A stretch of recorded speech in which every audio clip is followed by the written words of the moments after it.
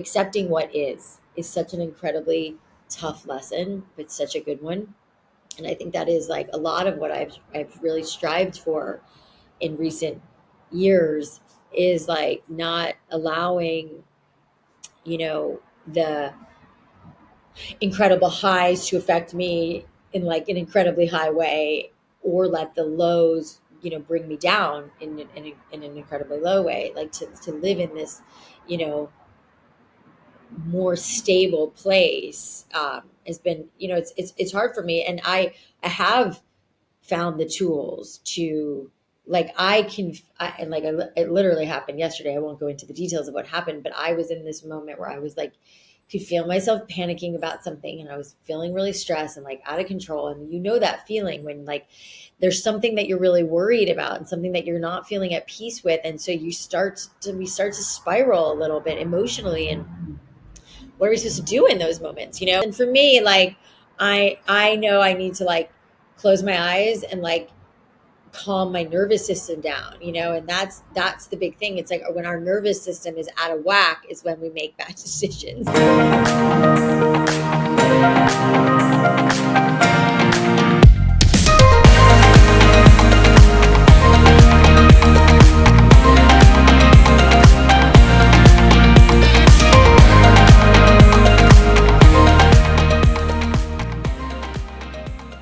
Welcome my guest, Alli Webb. She is the founder of Drybar, New York Times bestselling author, Canopy president, co-founder of Squeeze, Brightside, and Becket and Quill. In 2010, Drybar exploded into a nationally recognized and highly sought-after brand, growing in over 150 locations and highly successful product line, which sold for $255 million in 2020. She has also been featured on the cover of Inc. magazine, How I Did This issue, named as the 100 most creative people in business by Fast Company, featured on Fortune magazine 40 Under 40 list, Marie Claire's Most Fascinating Woman, and much more. She now is welcoming her newest book, The Messy Truth, How She Sold Her Business for Millions but Almost Lost Herself.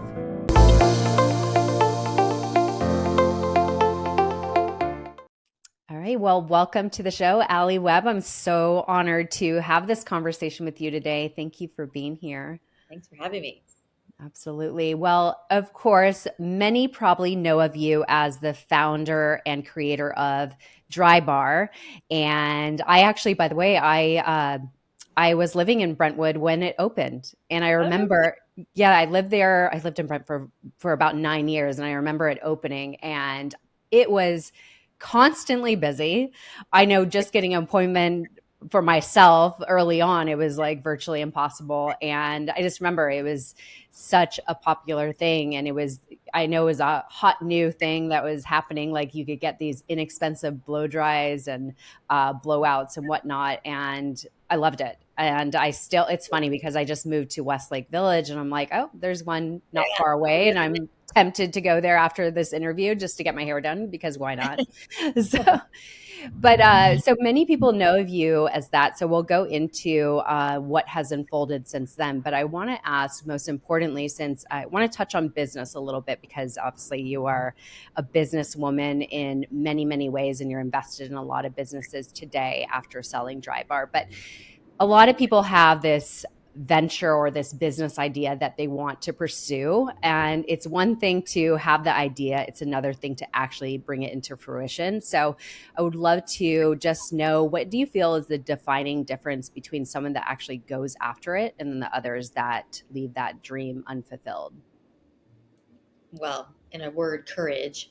It takes a lot of courage and guts, frankly, to put yourself in a position, of starting a business, because the rates are very high of failure.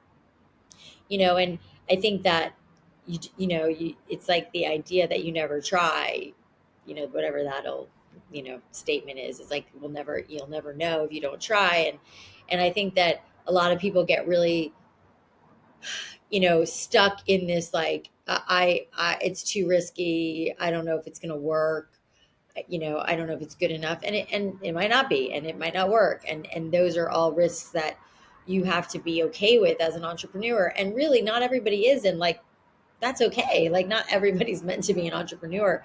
I think that it's like, there's just this risk, like, if you're just not afraid of risk, is really what I think sets the people apart that will actually do it and those who won't, and it's like knowing that it's going to potentially like fuck things up a little bit. You're going to lose potentially some money. You're going to be really uncomfortable. You're going to be potentially, like, you might feel, even though this isn't true, like embarrassed. And, I mean, all the things that we feel when something we want and to happen doesn't happen, it's so I think that there's this, that's the big differentiator is like courage and risk is like, are you willing to put it all on the line? Are you, do you trust in this thing so much that you're okay if you lose money? You're okay if like you lose time, if you, if it just doesn't work. And not everybody is. Um, and obviously I can only speak from myself and my own experience, and maybe perhaps that I grew up in an entrepreneurial family and my parents had their own business. And so I lived that world. So I grew, and I saw my father get very like, I saw his emotions go very up and down with his business when it was not good, when it was good, and I don't think that I understood it the way I do now. But even witnessing that didn't scare me. It was just like, oh, this is just like what we do, and the idea of like owning your own business and being your own boss and like being able to create something, and was all very appealing to me.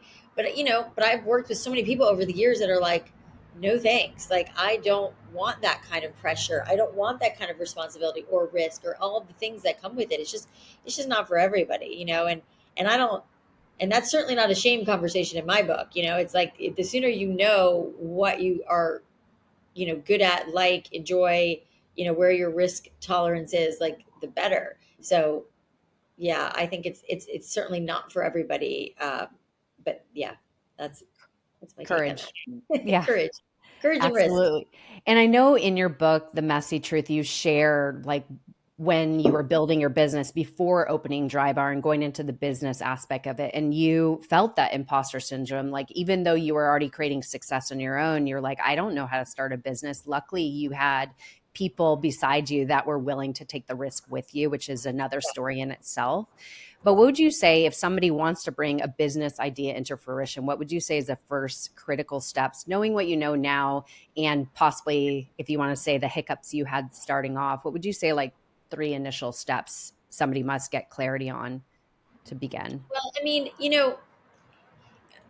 either, no one has a crystal ball of like what's going to work and what's not going to work. And listen, I've bet on businesses that didn't work, and I've bet on businesses that have. And um and including my own, and some, that aren't my own. And I think there's a handful of things that set it apart. I mean, first and foremost, it's like, is this thing that you want to do something that really truly doesn't exist in some way, shape, or form? And that doesn't mean you have to, you know I always use this example because it's just always on my mind. Like, you don't have to invent the iPhone, you don't have to invent something that's completely new that nobody else has ever done. I mean, obviously, in our case, that's very true. We didn't invent blowouts or it's massages. It's like we didn't invent any of these businesses that we are doing. We just we improved them and made the experience a lot different and better, and I think there's a lot of opportunity out there for people to improve something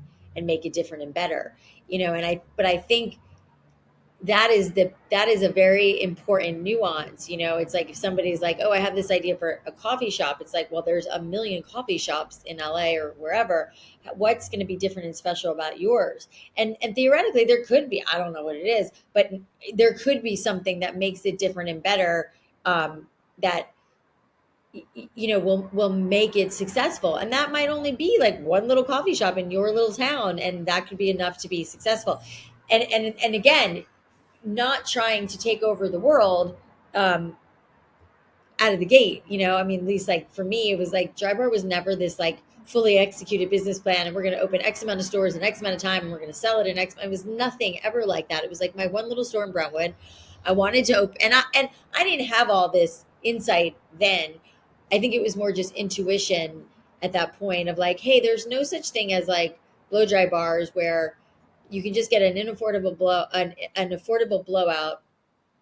in a really beautiful space. It just didn't exist. And I was like, well, and I'd seen the success I was having in my mobile business. So I was like, surely this would work on a very small scale. I literally said that. That was what I said in the beginning. Like, this will work on a small scale, because I Mm, thought I could have my one store in Brentwood, pick up my kids from school, and that would be my livelihood. And that was it, And so I'm not saying to not dream big, but and I know that there's a lot of entrepreneurs out there that are probably listening to this, like, oh, I want to build this massive business and sell it for millions and blah blah. Like, yeah, of course, but it's like you have to like I firmly believe, and again, based on my own experience, you have to kind of walk, crawl before you walk before you run, and you have to have a foundation of a really strong business, and if you look at other businesses similar to mine, it's like I always use my good friend Olive and June founder Sarah Gibson Tuttle. I don't know if you know her or that brand, mm-mm. but she started with nail salons, and she pivoted kind of in COVID to more, polish. And now she's got this mani set, and she's got all these things that have like grown. And obviously she did not invent nail polish or the manicure, but she's recreated the whole category. And it's been fascinating to watch. But, she did it.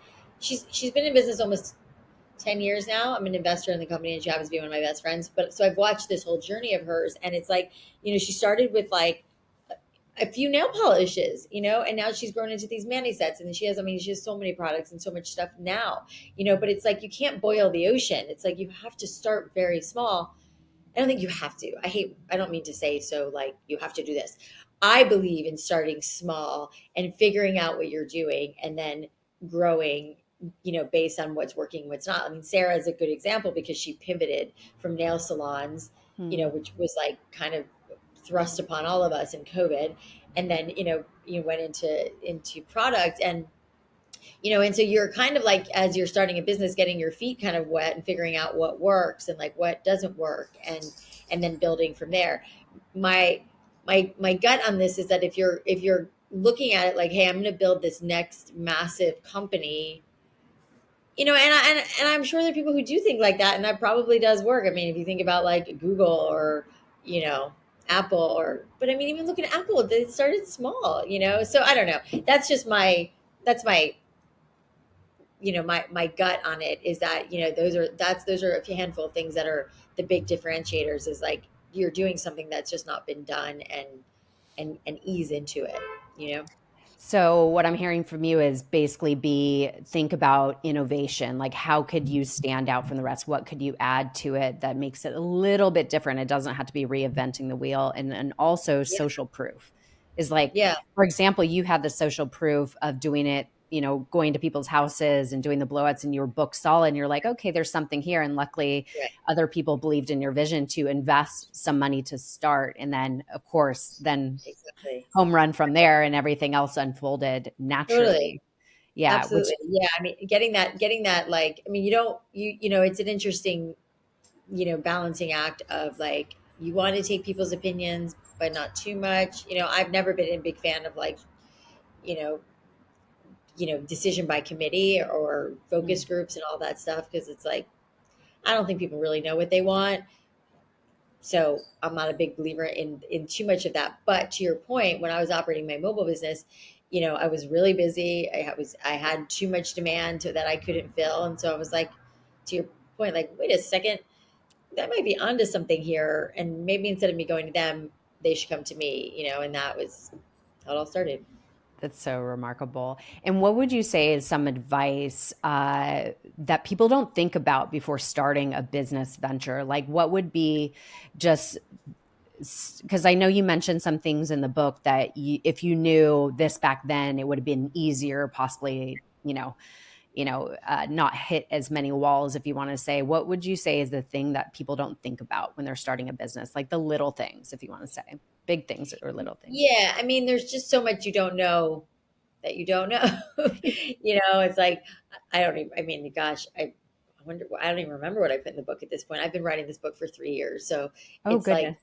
yeah, I mean, it's a long process. But I'm sure what I probably put in there is is like little things like signing contracts, and and having I think in retrospect, when I look back, like there was things that I thought that I knew that I didn't know, that I was like, I had this like feeling like I had to know all the answers, and once I learned that I could ask for help and didn't have to be like the buck stops with me, I think that was really freeing in a lot of ways, and looking back, and it was just a huge lesson that I've learned that I certainly apply to my life now is like, oh, you don't have to have all the answers. You can ask for help. And a lot of people did help us along the way, but I certainly made a lot of mistakes with learning how to manage people and when the appropriate time to fire somebody was, and not entering into a multi-million dollar towel contract without reading it first, like that.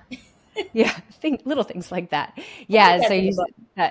I mean, I imagine when somebody's first starting a business venture, like the nitty-gritty things like signing contracts, insurances, like those things that that you're not supposed to be an expert in. Like you're an expert in obviously the creative aspect of your business. So to hire Yeah, I help mean, to yeah, you don't know what's coming. I mean, we also like, if because you go to Drybar, but like the fact that the phones aren't in the shops, which, a lot of women did not like. And you've read the book, so you understand why that happened. But it was like, we just we couldn't answer the phones and be in the shops. It was too loud and crazy. And square footage was such a like commodity that we couldn't build an office for people to answer the phones because we needed every square foot. I mean, it just didn't work. And so we did an outside call center, which wasn't ideal either, but it was like the better of two bad options. And, you know, it was one of those things that like we were like, we don't want to be in the call center business. Like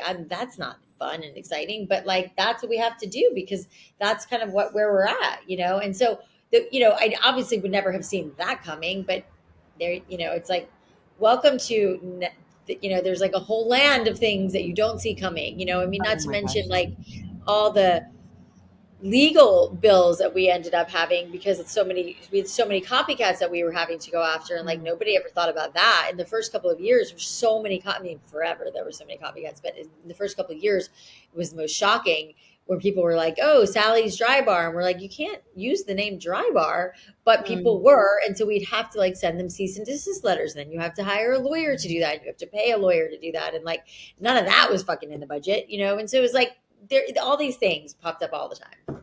Yeah. And this is the messy middle that we'll go deeper into. This is just one aspect of it on the business end, of course.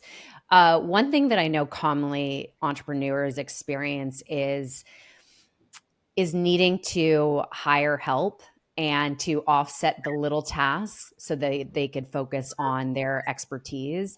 And I know Yes. you had experience with this, like not wanting to like release your baby or release this certain task because you're like, maybe somebody won't care as much as I do, or maybe I could do Right. it better. It's like that micromanaging thing. And I Yeah. feel a lot of entrepreneurs experience this. So what would be your advice to kind of lessen the grip and like release those tasks that are tedious? Yeah, I mean, I understand it's hard, and I didn't want to do it either.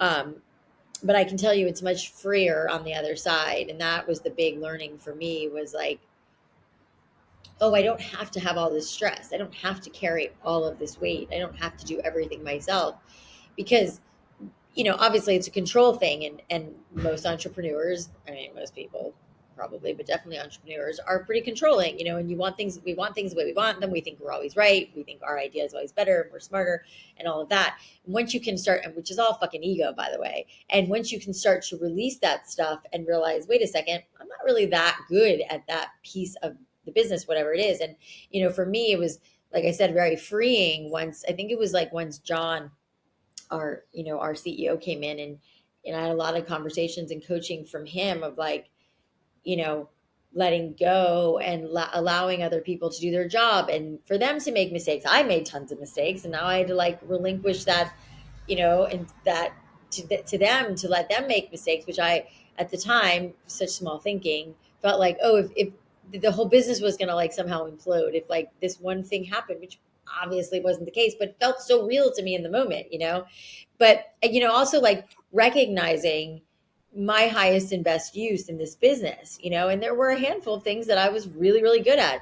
And there were probably a lot more things that I wasn't. So being able to like drop my ego and recognize like, okay, this would be better handled by somebody who actually has done this before and knows how to do it. Or this is something that like I want to be involved in, but not like driving the ship. Or this is something that I just want nothing to do with. There's a lot of different buckets. And as the founder, you have the luxury of saying, hey, listen, you don't need to bring me in on every single decision that gets made in this, but I'd like to have an understanding of what's going on before whatever happens, or run with it and good luck, Godspeed, or I want this to be mine, and that, by the way, you also have to be, I'm a big believer in like surrounding yourself with people who are smarter than you and people who are not yes people who are going to like give it to you straight.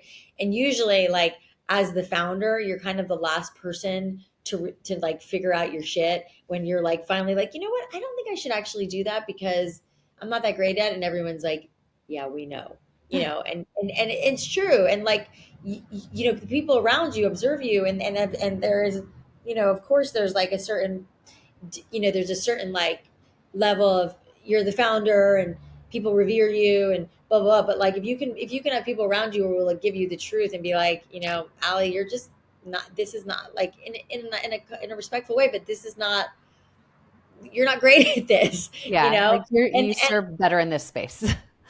yeah, yeah, and having enough, security in yourself. And it's not easy, but again, it's so freeing on the other side to be like, oh, I don't have to, I can mark that off my list and go get a facial instead of being in this meeting. you Yeah, know absolutely. And I think Blow I think up. it's just being able to like recognize like, hey, there's nothing wrong with you not knowing this little tedious business thing Exactly. because your strength is here.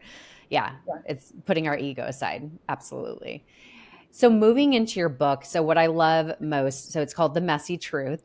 As I talked about, I read the book. It's phenomenal, and I love just the voice that comes across the pages. And what I love so much is you talk about the messy middle. And I think that's what we need to hear so much more of, because so many of us see somebody on social media and they see this success, they see this perfect relationship, if you want to say, and they idolize that. And it kind of, in a way, makes us feel less than because we see something we want and then we're like, oh, okay, I'm not there, and it puts us in this like dimming our light. And so I just love that you're able to share the messy middle so people of your success, your beauty, and I, when you're sharing your relationship and all these things, we look at it and we're like, okay, that's what I want to shoot for, but we don't know what's really behind the scenes. And so I think there's such beauty that you're putting out a book like this to share the if you want to say the opposing aspects of success and the opposing aspects of this relationship and all the things. So going a little bit into your book, one thing that I love so much that when I was reading through it is you share your lessons you learned. And I think life is all about lessons to bring us closer to our higher self and to be the best, version of ourselves we could be. And if we could talk through some of those lessons, because I mean, you shared, I don't know, 20 lessons probably at least in this book, but I pulled out some that I wanted to mention or go over a Oh, little I, deeper. What was thank that? you for all those kind words about the book. It was such a labor of love for me to put this book out. And so many, even like, the personal stuff was a little rough, but so was it like like, yeah, those lessons, it took me a lot. I spent a lot of time being really thorough and thoughtful on those lessons. And it was it was a tedious process after we write the chapter and then I'd go back in and write the lessons. I'm like, don't you think they got it? But it's like, no, let me break it down even further so it's really helpful. I mean, and that's what, so much of like, that was the most taxing, the most challenging part of the book was to really isolate out those lessons. So I'm very pleased that you mentioned that. And I didn't Yeah. tell her to do that. Well, Yeah, and I think that's the thing is we think like the lessons we're sharing, maybe it's something like, of course, like we all right. know It's a, that. We all yeah. know that, but I think when we crystallize it and share our experience of why this lesson is important, I think then it's being able to be received a different way and maybe also helps people reflect on how this shows up in their life. And Yeah. so I think it's so important that you shared this. And that's one thing I really loved about the book is hearing your lessons, to be honest. So You. one of the ones I wanted to pull out, some of them. So when you want to grow, sometimes you need to slow down to speed up. So to talk about that a little bit, because I know a lot of people experience burnout and some people don't even realize they're experiencing burnout. So can you share how you learned this lesson? Why was this one important to you? Yeah, I mean, I think the impetus of the slow down to speed up was because we were on this crazy like rocket ship in the early days of Drybar, where we were opening so many stores because it was so exciting, and everybody wanted a Drybar in their city, and so we were like, we were like puppies, we just like couldn't contain our excitement, and we were just opening stores, and it was amazing and exciting, but it was crazy. And it wasn't until we raised, which was pretty early on, that we raised 26 million, brought in John, and brought in like an executive team, and we slowed way down. And I think it was like a year that we didn't open stores, which might not sound like that long of a period of time, but we had opened like, I don't know, 8 to 10 stores in like 2 years. I mean, something, maybe three. I don't even remember, but it was crazy. I just remember it was like every time I turned around, we were opening a store, and and everybody, like, we had a pretty small team at that point, and it was like everybody was at every opening, which was also very like, it didn't make sense, but everybody just wanted to be there, but it was like a clusterfuck with so many people, and there was just so many things that were fun and exciting, but we were starting to feel we weren't running the company well, and like the wheels were starting to come off. And when John came in and Castaneda came in, it was like we were like, okay, let's take a breather, let's put some systems in place, let's get things fucking organized, and that was really like John's doing. That it was almost like, this, like when you're so close to something you can't see it. And Yeah. we were just like, what, we're opening stores and everybody wants a store, and we want this, and we were just going so fast that we would have crashed and burned most likely, had we not taken a very important year to take a step back, get ourselves organized, figure out like, more of a game plan versus the like hecticness of like, 5-year-olds playing soccer where everyone's kicking the ball. I mean, that's what it was like. And John really came in, and he's such a great leader and manager, and like brought in, people to help us and put systems in place. And when I say systems, like manuals, and like, here's how things are going to go when we open a store, versus like, we're just going to Open. go do it. It was just so crazy. I mean, and in the first couple of stores, we could kind of do that because we were still small, but as you can imagine, once you grow and you have a lot more at stake and you have a lot more people, it's a whole different ball game. And so, obviously I'm talking about it in the terms of the store, but that would, like I said, would have crashed and burned had we not slowed down to speed back up, because once we took that year, then we were like off to the races again. And then we were opening stores quicker and just so much more efficiently and so much better, and so much more productively. And so that was a big lesson for me, for sure, of like, oh yeah, somebody just need to take a beat. And so yeah, and I think that does apply to us personally too. It's like we kill ourselves to work so much, and and to not take the time we need for ourselves so we don't burn out, which I'm very, very guilty of, and I will never be again, because I learned that lesson the hard way, because I experienced so much burnout in those 10 Yeah. years. Yeah, absolutely. And the other one you mentioned, which I know so many people can relate to, is you feel like imposter. So embrace it. And so, as we like to call imposter syndrome or whatever you want to call it, we all experience it when we're trying to pursue something new. Like that, you're going to feel like that fear of like I don't know enough and whatnot. And so, what would you say to embrace it? Because I think it's kind of a reframe, because you cannot 100%. become an expert unless you're a beginner first. And so, what is your take on this? And how would what advice would you leave people? Well, I think to your point about reframing it is really the big takeaway for me on this imposter syndrome conversation, because we frame it as if it's a bad thing. Oh, I have imposter syndrome and I don't want to have imposter. It's like, if you have imposter syndrome, and to your point, it's because you're starting something new and you're stepping into new shoes that you've never filled before, which is fucking amazing. Like that means you're trying and doing something new that you've not done before. And it's like we all have to start somewhere, and I certainly had that in Drybar, where I was like, I had never run a business like this. I had never, most of the things that I was doing, I had never done, that I had to figure out as I went. And so, yes, I was, quote unquote, technically an imposter because I wasn't like, I guess, again, quote unquote, qualified, but like, even like when I think about the people that I've hired over the years, like there was never like, for me anyways, it was never like, you need to have this certain pedigree, you need to have this on your resume, you need to have this and this for me to think that you're going to be good at this job. It was like, I was always much more about personality and like, you know, like extreme enthusiasm about the brand. I'm like, I can teach you a lot of things. I can't teach you, hard work, compassion, pride, all, that like bend over backwards. Like that stuff is much, much harder to teach, but like the nuts and the bolts of the business I can teach.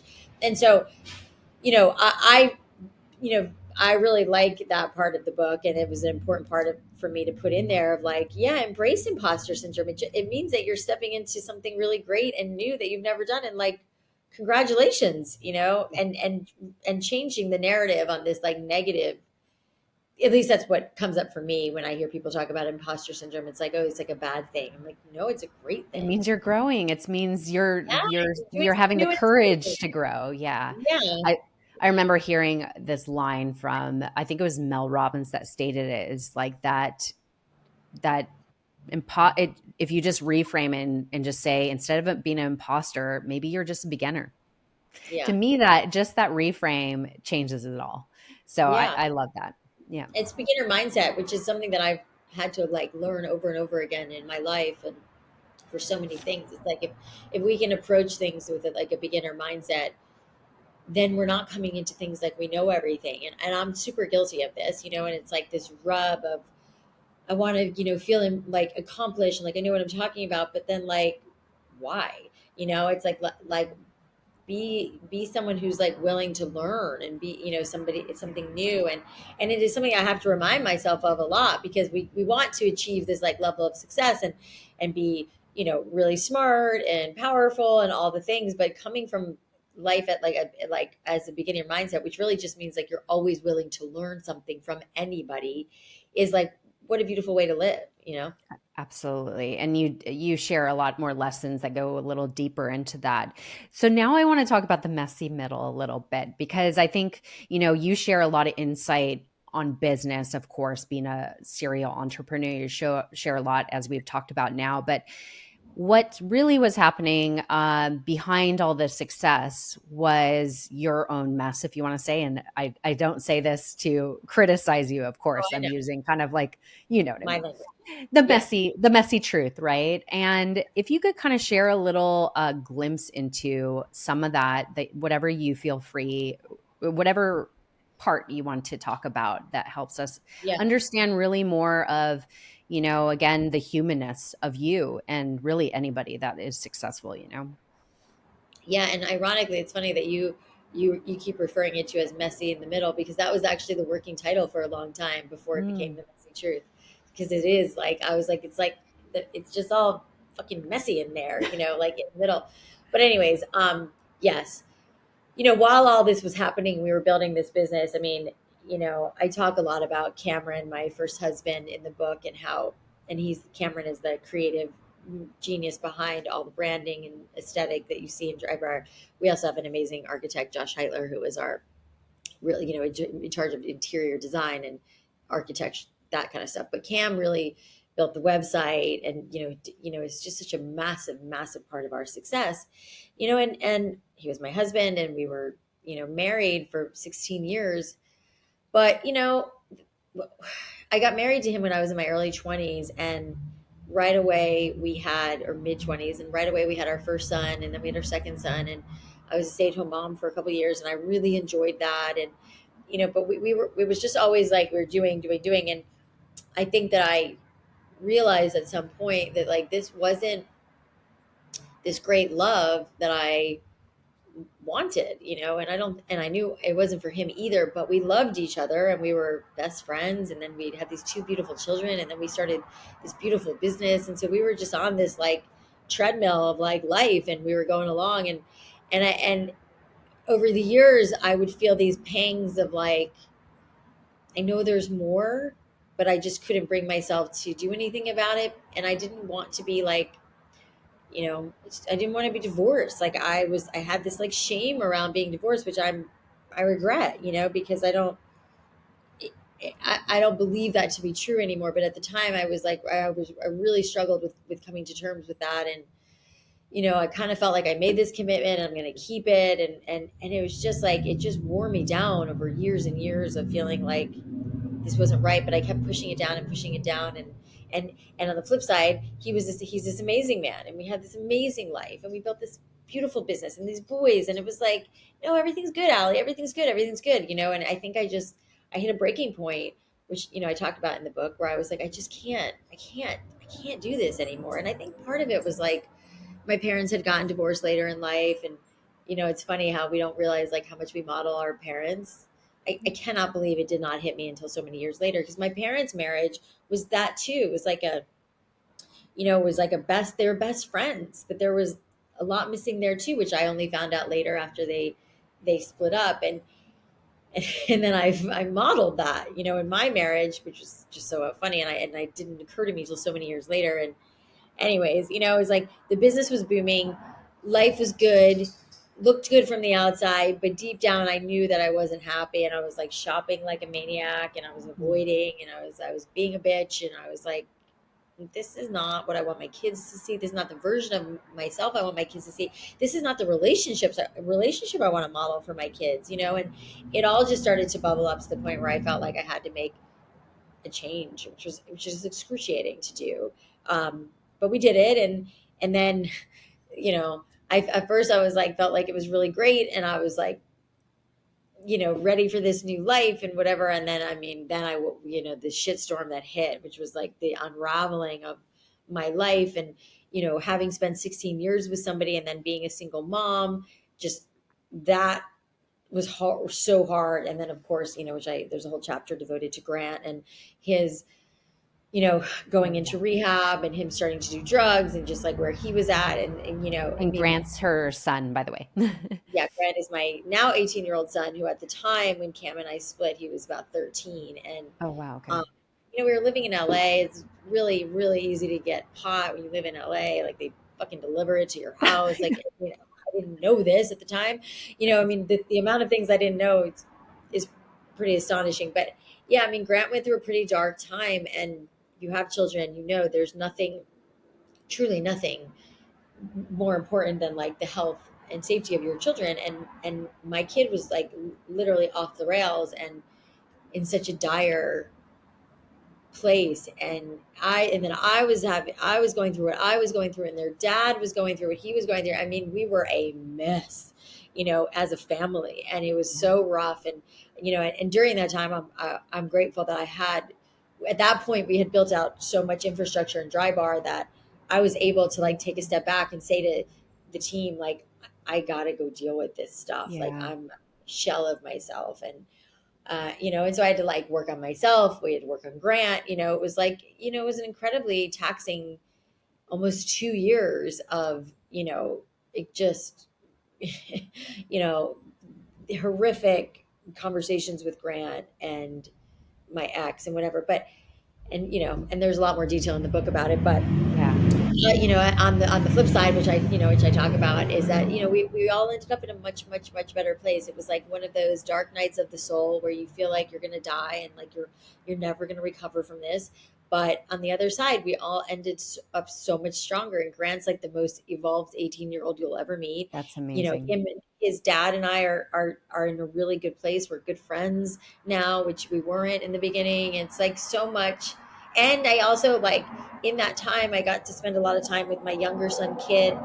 And just as a second child, younger son, you never have alone time with them, because they're the second kid, and Mm. there's the first kid, and there's so much going on. And so that was a really beautiful bonding time for me and Kit amidst all that craziness. So yeah, it was rough, and I missed a lot of stuff during that time, and it was hard to be away from the business. But ultimately, it would prove to be such an important growth for all of us.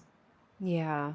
Thank you for sharing all that. And again, you go way more into depth about all these facets of what you just shared in the book. One of the things I like that you share is you reached out for help because you realized like you're in this funk and depression and grieving, and you weren't quite dealing with it. And I think this is common with entrepreneurs. It's like at this point, I think you sold your business, but entrepreneurs tend to, what's the next thing? Because we like to fill that space because we're like a go, go, go. We like to accomplish things and whatnot. And uh, you reached out to one of my favorite people, Bren Brown, to ask for help. Renee Brown. Brene Brown, sorry. Yeah, Did I say, yeah. what did I say? I don't even know what I said. I think you said Brent. Brene I Brown. was like, Renee Brown. Yeah, Yeah. Brene Brown. And she suggested that you possibly go on this somewhat retreat to help heal and address some of the things you're dealing with. And I love the takeaway you had from that I want to kind of crystallize is that learning to accept. Let me see, I wrote this down. I just want to reiterate the right words. The biggest lesson that week you learned was acceptance. You had to Yes. accept that I couldn't hold on to things, even good things, too tightly.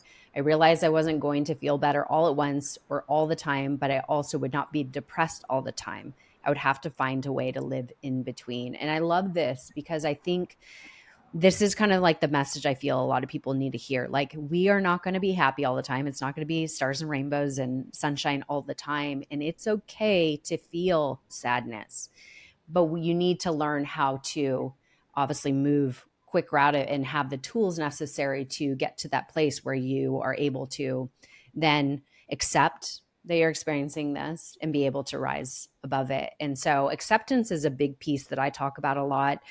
In we need acceptance to then move into self-love and love ourselves completely because we are imperfect beings. And so how could we learn to accept our experience, that this is part of the trajectory of our life, and then move in a better direction in learning the lessons from Yeah, it? I love that you pointed this part out because it was true for me when I was writing the book. It was especially true for me yesterday with something I was dealing with. It's like it is accepting what is such an incredibly tough lesson, but such a good one. And I think that is like a lot of what I've really strived for in recent years is like not allowing, the incredible highs to affect me in like an incredibly high way, or let the lows bring me down in an incredibly low way, like to live in this you know more stable place has been, it's hard for me. And I have found the tools to, like, and like it literally happened yesterday. I won't go into the details of what happened, but I was in this moment where I was like, could feel myself panicking about something, and I was feeling really stressed and like out of control. And that feeling when like there's something that you're really worried about and something that you're not feeling at peace with, and so we start to spiral a little bit emotionally. And what are we supposed to do in those moments, and for me, being uncomfortable, like I'm sure anybody else, like I will like go to like, reaching out, being, kind of aggressive, doing something that I inevitably will regret. That's like the old version of me. Whereas now I'm like, okay, I recognize that I am not in a good place right now. So first of all, don't fucking do anything. Right. Don't call that person, don't text that person. Just take a step back, take some breaths. And for me, like I know I need to like close my eyes and like calm my nervous system down, and that's the big thing. It's like when our nervous system is out of whack is when we make bad decisions, and we react and we become reactive. And I've learned that the hard way several times. And for me, a huge life lesson in all of the things that I've experienced in my life is like being okay being uncomfortable, Mhm. because being uncomfortable is really, really sucks. It just does, and like I was actually on a plane yesterday and I was having a moment and I was like, you know what? I'm gonna like turn on a meditation app. I use Insight Timer about Mm. like anxiety and whatever. And so I turned that on, and like I didn't really want to. Like I wanted to like deal more with what was happening and like, you know, fix it and figure it out because that's who I am, but I didn't, I was like, no, silence your phone, listen to this thing, take a few breaths, and I did, and I took deep breaths. I actually like fell asleep, which was probably the best thing I could have done in that moment, and it passed, because it does pass. Like it's Right. gonna pass. It will get better, and and even in this like one of the big life lessons that I learned even more recently with like my life falling apart again more recently, which I'm sure you read in the book. In the book. I learned that um that there it's kind of like what you were saying about reaching out for help, that I had a lot of people in my life who were like telling me, you're going to be okay, it's going to be okay, I promise you it's going to be okay, because I was like, well, I don't believe you, that doesn't Yeah. feel true. But I had people who were saying that to me, and eventually they were right, and I came to believe it. But it was like I needed other people to hold that space for me. So, whatever works for you, whatever soothes you, it makes you feel better. Figuring out those tools is incredibly important to your mental health. Absolutely. I mean, this is the work, right? This is the work we This is need the to work. do. This is the work. One thing I would love to touch on, because kind of going back how selling your business, which was your baby. I mean, it's something that you literally, you know, created from the ground up Yeah. and wildly successful with it. When you sold it, I imagine that was a hard transition with your identity, because so much of your identity was tied into Yeah. that. And now Yeah. you've transitioned into investing in so many different businesses, and you have other things you're involved in. How did you, because I think a lot of people experience this, especially, the transitions. I mean, COVID seems so long ago, even though it really wasn't. We think about like, oh, I want to do this, but this is what I'm known for. And I think that's one thing, personal branding. It's like we get to evolve as we evolve. And I would love if you could kind of share, like, what would be your advice to help people be able to shape shift into what they choose their identity to be, that we don't need to be tied to this thing of the past, if you want to say. And not saying Drybar is not necessarily your past, it's just you're not a Yeah. participant in the business anymore. Oh, Yeah. yeah. I mean, identity has been really, really challenging for me. And that I think that kind of speaks to like what I was saying about the highs and the lows, because for so long I've been so tied to Drybar, and it's like that is my identity. And if I wasn't like introduced to somebody as the founder of Drybar, that I felt like almost annoyed, because that's who I am. That's what you need to know about me, but like, no, I don't believe that or feel that anymore. I feel like I don't need or want that, like, oh, I'm the only way I'm important or meaningful to Right. somebody is because I'm the founder of Drybar, and so that has been something that I grapple with, and then again, I know I sound like a broken record, but it really does come back to ego. It's like it was my ego that was, needing this level of like self-importance to be like okay in the world, and I've I've done a lot of work to really like drop that narrative about myself and to be okay with just being me, and not needing the validation of people to be like, oh my god, I love Drybar, and then like be like so excited to meet me because of what I've done, versus like the person that I am, and it's a mixed bag. It's both, and like I'm incredibly proud of Drybar, and I know that that's a massive accomplishment, and it's like it's gotten me literally right here today, and it's like I don't take it for granted, but I also like there is a this like dance of trying, who am I now, and like in investing in other businesses and getting involved in other businesses and starting other businesses. I don't. I'll say one thing that I'm not incredibly hung up on is like this, like, oh, if I mean, in my mind, and I could be wrong, I don't think anything is ever going to be as successful business wise in my life as Drybar was. And so I've accepted that like anything else is going to like be a little pale, a little bit in comparison.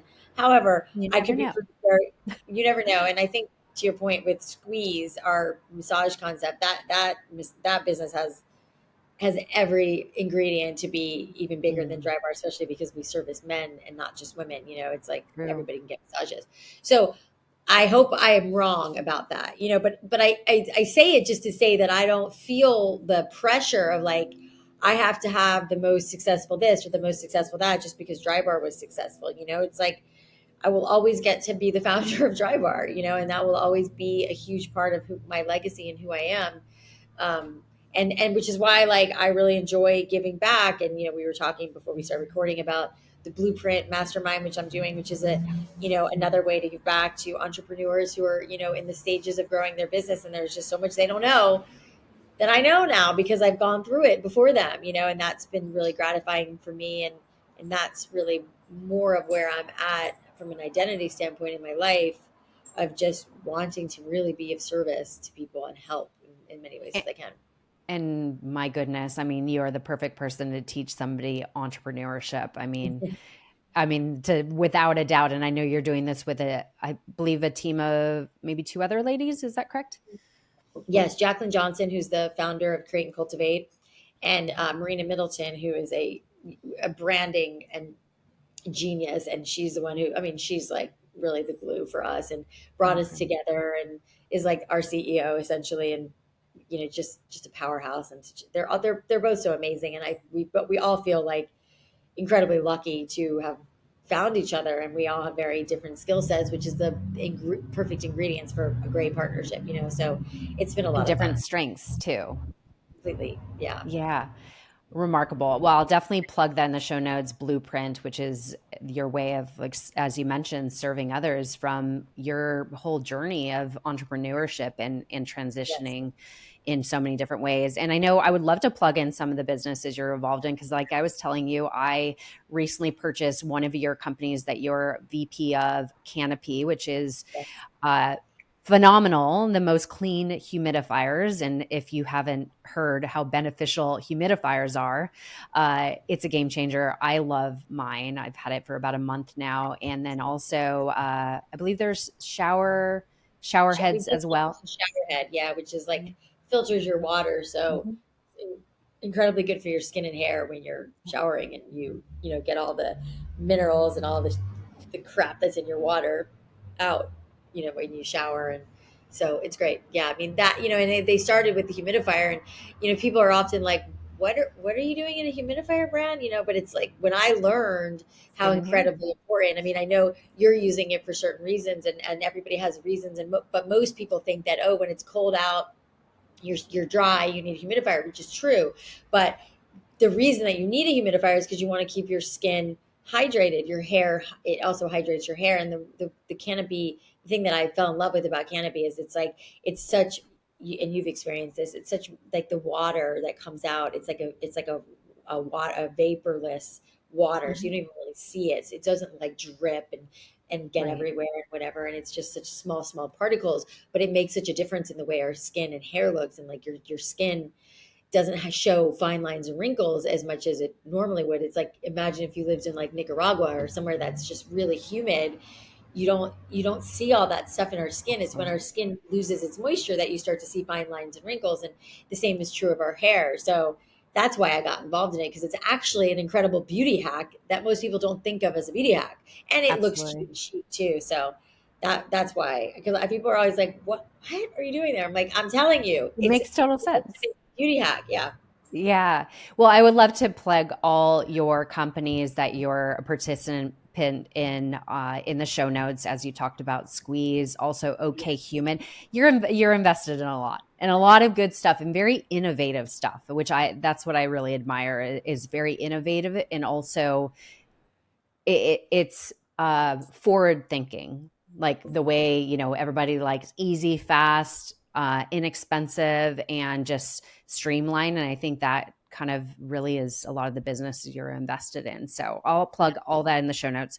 You. We went into a lot, but there's so much more goodness in your book, and a lot more of, again, as we kind of touched on, the messy middle and how you worked your way out of it. Because ultimately, I know you're sharing this because you're now on the other side, or to be honest, I think we all are constantly moving through life. We never arrive at a certain point, like learning, always constantly working on self-love, self-care, and all these things. It's a constant. So, and I think that's as much your story. I would love to share this if you're okay with it. At the end of your book, I just felt like this warmness in my heart after reading the last paragraph. Like you said, I think you Absolutely. probably know the last paragraph. Yeah. Can I Yeah, read that? absolutely. Yeah, yeah, go ahead. I just love this message because it kind of just closes off this episode, to be honest. So you share success isn't won through the highlights. It's not where the good stuff is anyways. The good stuff is here in the middle and the mess. Find people smarter and more experienced than you to help build your dream business. You can't do it all yourself. I learned that the hard way.